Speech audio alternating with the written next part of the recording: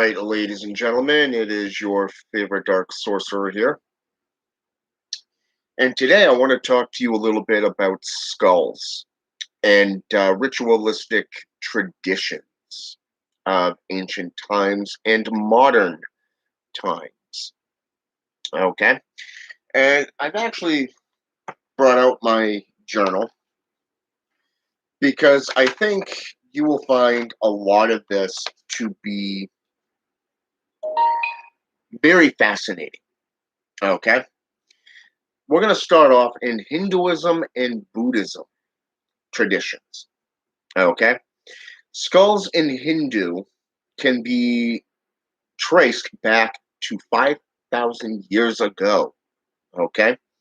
The skull necklace of Shiva, for an example, represents life and death and the reminder of mortality. In Buddhism, we see a more deeper religious perspective of the deities, the spirits, and the jewelry they wear. These jewelries are known as malas. That's Malas, by the way. Within the Tibetan Buddhism, representing the universe. The skull lamp, for an example, is used to burn human fat, representing the purification process within alchemy. The mind represents fat, the skull represents the body, and the tongue represents the speech. The cremation aspect of transition, if you wish, from the Tibetan Book of the Dead. In Voodoo, in a like manner of Buddhism and Hinduism, takes on life and death properties as well. Their respect of the dead, the ancestral lineage, is seen both within the image of skeletons and the skull. Baron Samedi, the Lord of the Dead, and his spouse, Baroness Dambella, who are the Loa, depending on which derivative you're going by, African, Haitian, or Creole. Okay, of death. They're two coins of the same thing, but they symbolize normally the dark side as being black. Okay, this is why you'll see a lot of the practitioners of voodoo, specifically that of the Bokor, or that of, say, for example, the rites and rituals being done. Persons dressed head to toe in black. Okay, it is to represent them. Even the facial paintings of the skulls during Mardi Gras, for an example, prime example, the skeleton face representing the Day of the Dead. In Malawi, in Ethiopia, the Bokor uses skulls to perform divination and black magical rites towards pleasing the Loa and demons, etc. And what's interesting is that when we get into, say, for an example, the Middle Eastern traditions, specifically that of the JCI, the Judo Christian institutions, we see articles of the hypocrisy in duality where evidence is actually brought forth that even the Jews themselves utilized the skulls and human remains, even though the Book of the Law and things like Deuteronomy and Joshua prevent this through what they refer to as legal tradition. Okay. In 2009, an archaeology review of an ancient Babylonia Jewish skull found within modern day Iraq, for an example, very interesting, how should I say this? It was a very interesting review. According to the review, Shlomo, Shlomo,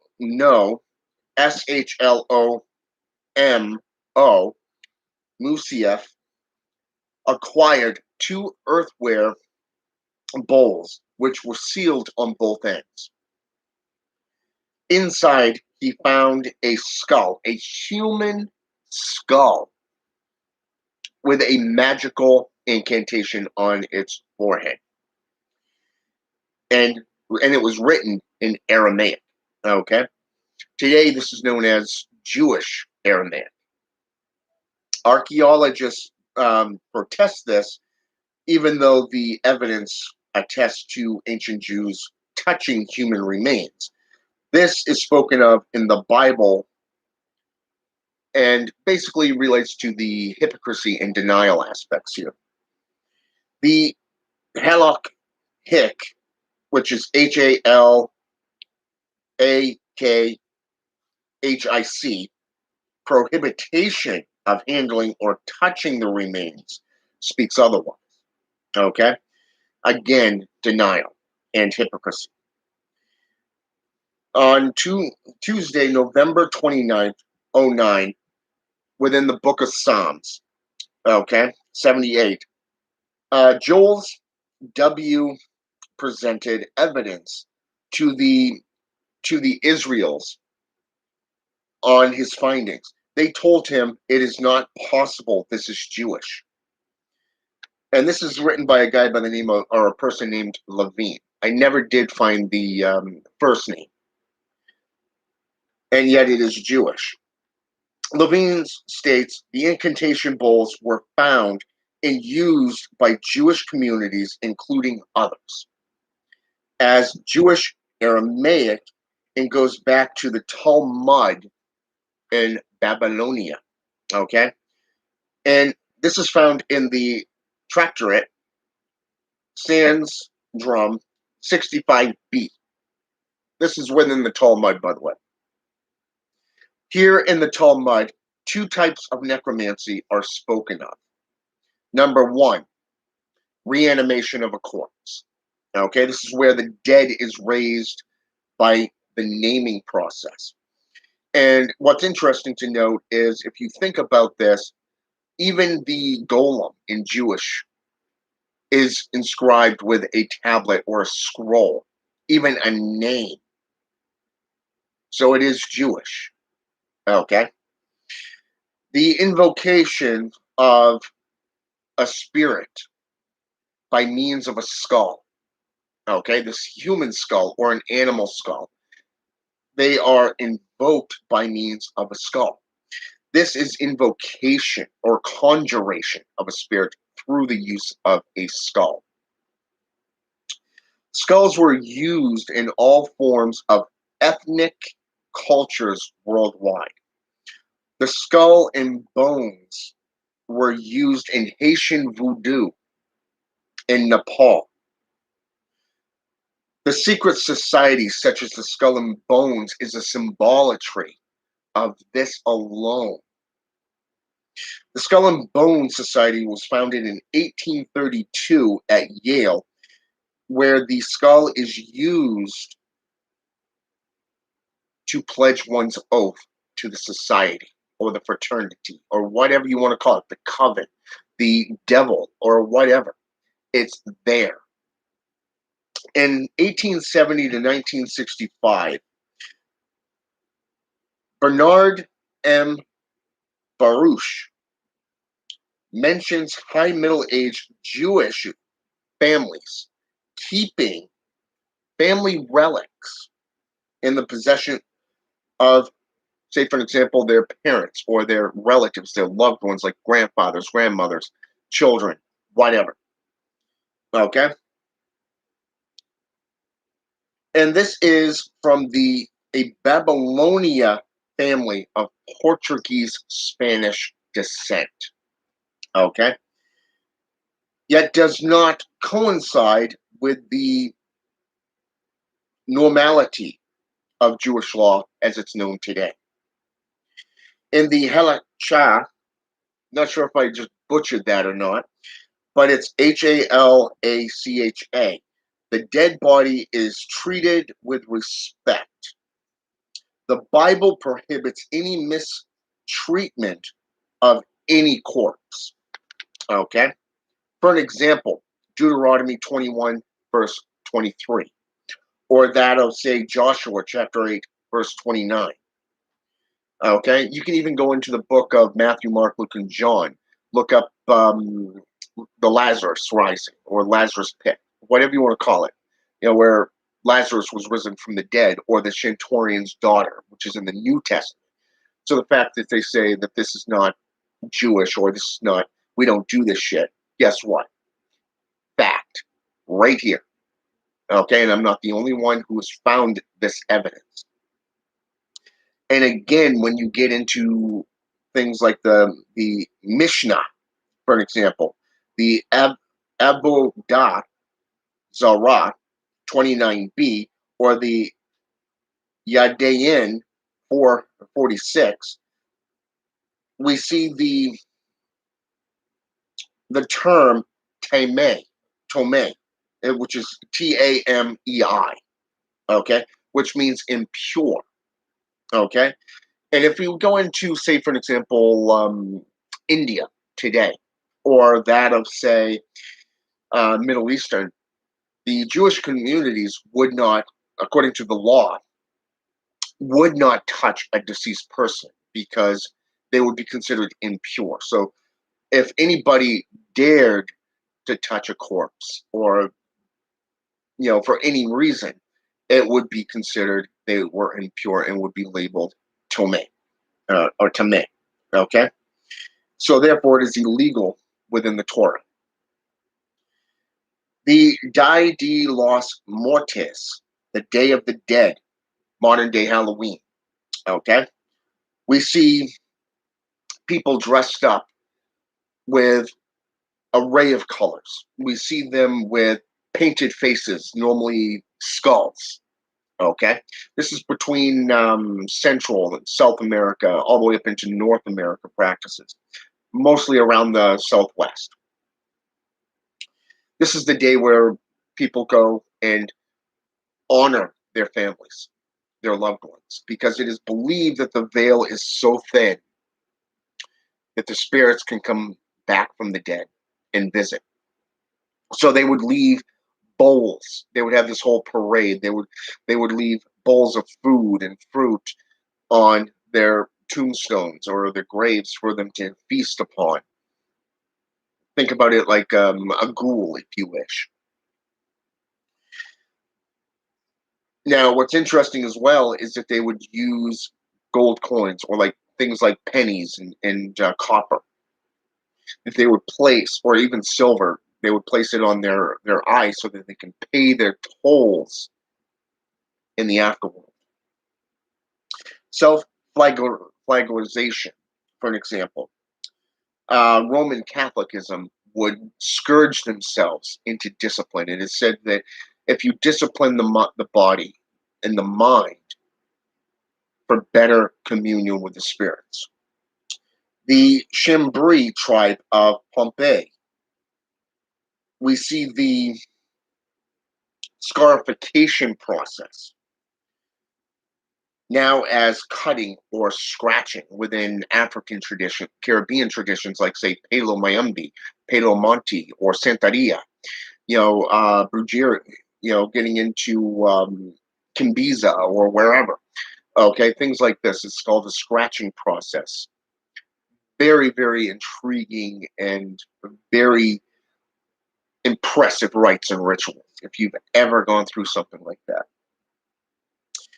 The Kaparat, a Jewish or Judaism tradition of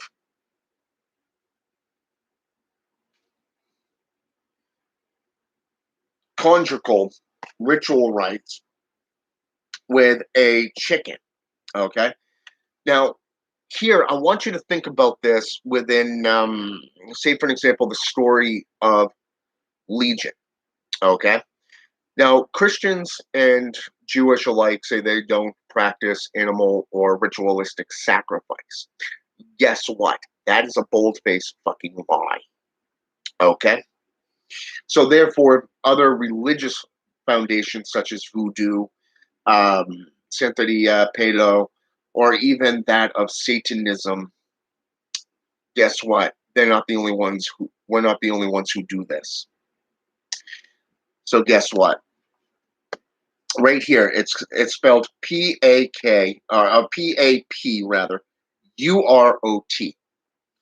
And this is where the clergy or the rabbi would take a chicken, and it's almost like a comical mockery in a reverse setting, where somebody could you put it in front of a person who's sinned, and this person who was supposedly sinned would take this chicken by the wings, okay, by the shoulder blades, and ironically, the scapulomancy is the number 7 on the forbidden practices of Catholicism, by the way. This is bone divination. Okay. So they would take the chicken by the shoulder bones. And it's very intriguing because here they would take the sins and place them into the chicken. And then the person would kill the chicken and then donate it to the poor. Self mutilation. In Hinduism, the religion of I'm not even going to pronounce this, and I'll tell you why, because it's one of those weird spellings, and it's spelled Thuipasam. Okay, and this is the right to honor the Lord Morrigan.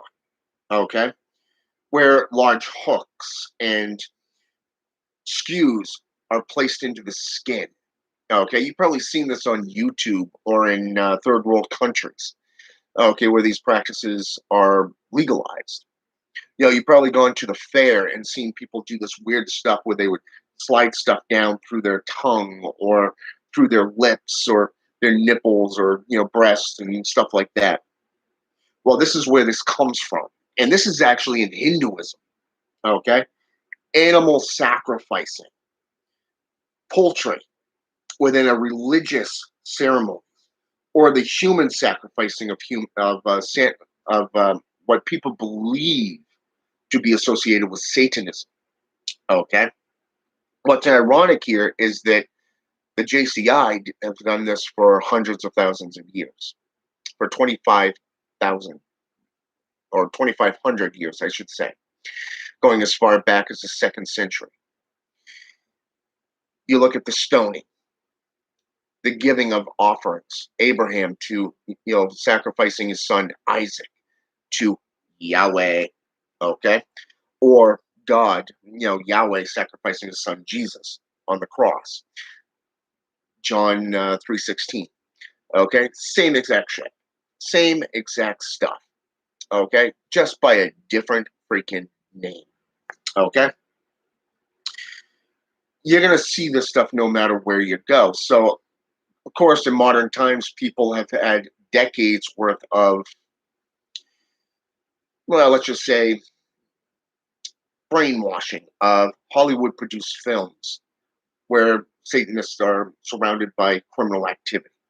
This is why you see so many different animal rights groups going around going after these religious sects, even though the First Amendment of the United States Constitution gives the person free reign within their religious root workings. Okay, there's a reason why it's called freedom of religion. But it also condemns it as well, because when you look at it, there are 3 things that make up a protected religion. First is a foundation. Okay, you're looking at a church, a temple, a coven setting. Second of all, you're looking at followers. Okay, then you have what is known as doctrine. And a lot of things like Voodoo, for an example, or the African Caribbean is not written down a lot of the time. a lot of their stuff is orally spoken. Kind of like the ancient Gaelic Druidism. The Druids in ancient Gaelic, or the Hexa, for an example, in Scottish witchcraft. So a lot of these traditions, either Western or Eastern philosophies, is still there. So when we look at this, it not only gives you the free reign, but it also condemns it at the same time. So you got animal activists out there. For an example, there's one in Florida that's going after Mayumbi practitioners, and it's known as the Animal Rights Recovery Rights Group. And it's ironic that these groups are going after these practitioners for animal sacrificing, even though these traditions take great care of the animals that they are going to sacrifice, and nothing is wasted. Okay? So this brings us to eating of the dead.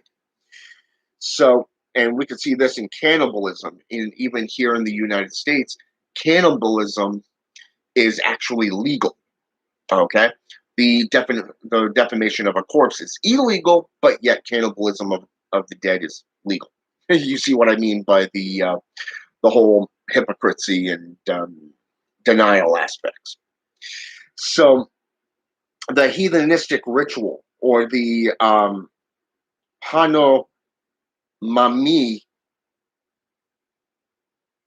practice today. Okay, these are all things that involve eating of the dead. And it's interesting to see how you got these groups going around and they are attacking these religious orders. But wait, it's okay to butcher animals on the thousands at a butcher's office, at a butchery compound. There's no difference there. Okay? None whatsoever. And that's the hypocrisy. And that's where a lot of people do not understand the difference. A lot of this stuff goes back, like I said, to the Paleolithic era.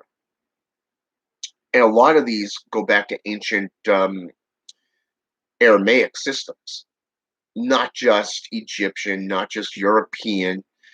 They've been around for hundreds of thousands of years. All you got now is a legal system saying, well, you can't do this, but yet you can do this. That's it. So a question was actually, and this brings me to a question that was asked on a Facebook page. Now, what's interesting here is the guy asked point blank, what is a human skull used for? What is it used for within a ritualistic or ceremonial tradition? Well, certain traditions believe that a skull represents the void, the nexus between the reality, this world, and that of all other dimensions, the other worlds. You look at Asian Buddhism, for an example, where they believe in multiple hells. Okay, not one hell, but multiple hells.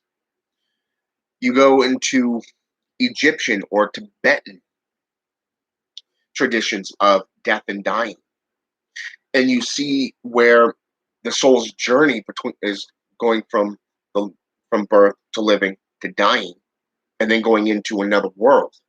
That's Tibetan Book of the Dead.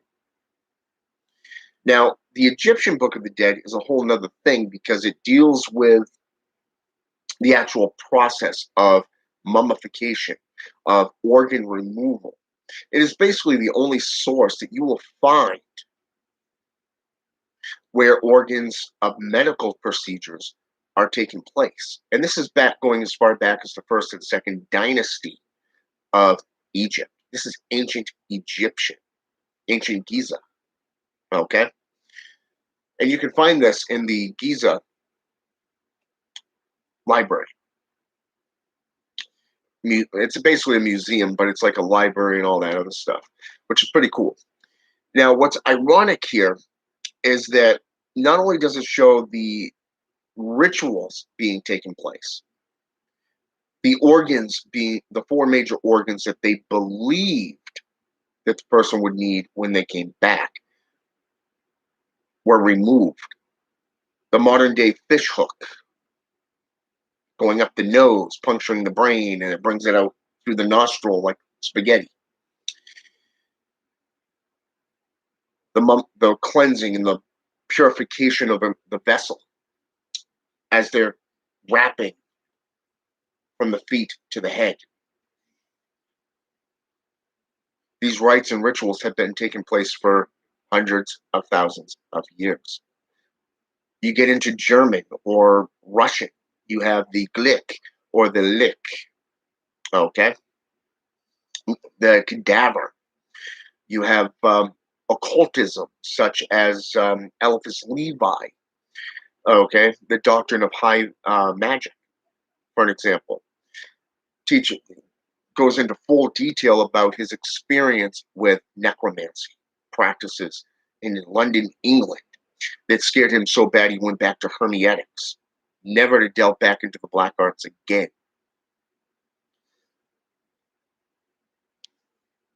You have demonolatry associated with corpse divination.